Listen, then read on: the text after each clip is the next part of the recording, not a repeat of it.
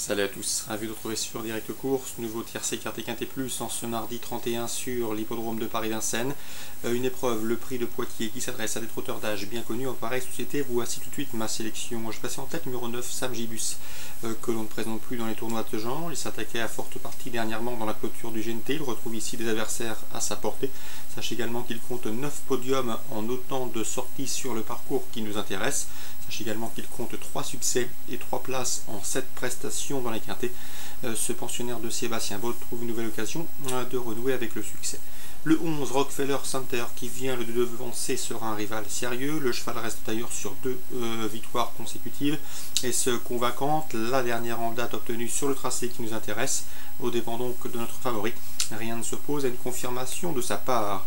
Le numéro 10, Styric, toujours présenté à bon escient, ce pensionnaire de Francouvry ne manque pas de référence à ce niveau de compétition.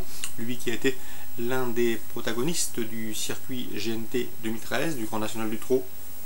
Ici, il est arrangé parmi les choix prioritaires de cette course.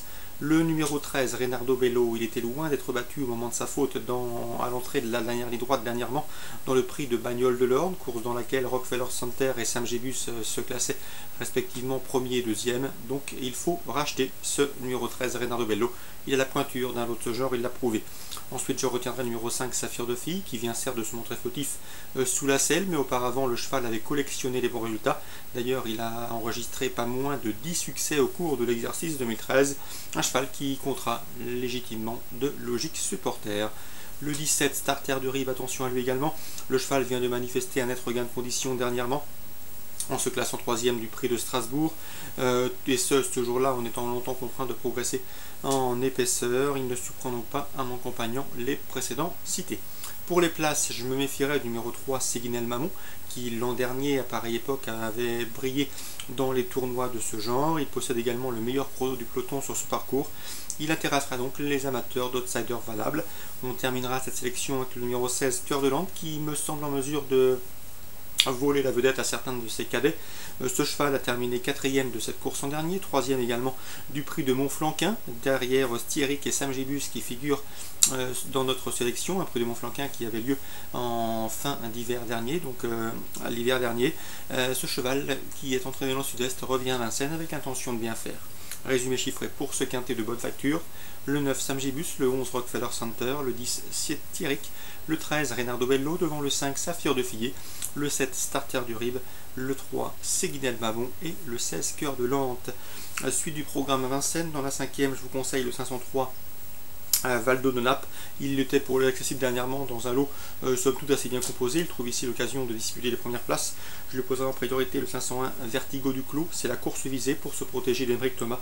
Le cheval est d'ailleurs déféré des postérieurs cette fois, contrairement à sa dernière course. 503, 501. Dans la 7e, le 710, Sir GD me semble une nouvelle fois en mesure de jouer la victoire. Lui qui a été longtemps tenu écarté des pistes, plus de 3 ans d'absence. Il a maintenant retrouvé une bonne partie de ses meilleures sensations. Il a d'ailleurs remporté 3 de ses 4 dernières courses. Et dans ce lot, je le pense capable de se mettre en évidence. On lui opposera le 711, Speed Pacha, confirmé et régulier en semblable société, celle des courses sous la selle. 710, 711.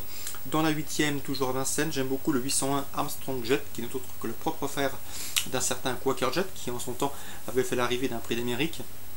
Et bien concernant le 801 Armstrong Jet, il vient de se faire remarquer par 2 fois par ses fins de course. Ici, l'engagement est bon, il a bien fini dernièrement, je vous répète, et a priori, ici, il semble en mesure de s'imposer, même si le 807 Angel Rock Farcap, qui vient de terminer dans son proche sillage, a également les moyens de lui contester la palme.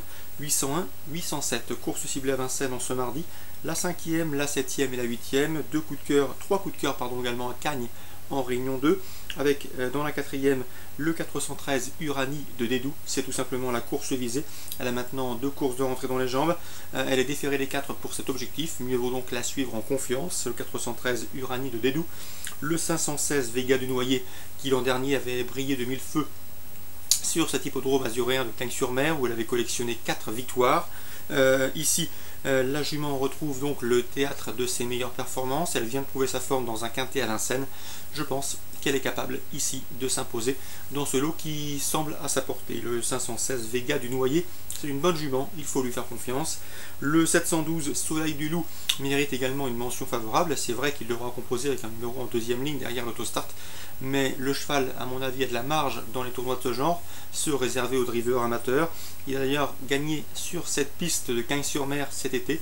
Un bon cheval, un cheval qui peut durcir la course au 1000 mètres, et à mon avis, dans ce lot, ça doit suffire pour disputer la victoire. Donc, course ciblée en Réunion 2 à Cagnes-sur-Mer, le 413 Uranie de Dédou, le 516 Vega du Noyer, le 712 Soleil du Loup. Très bon jeu à tous, bon début de semaine et à demain sur Direct de Course.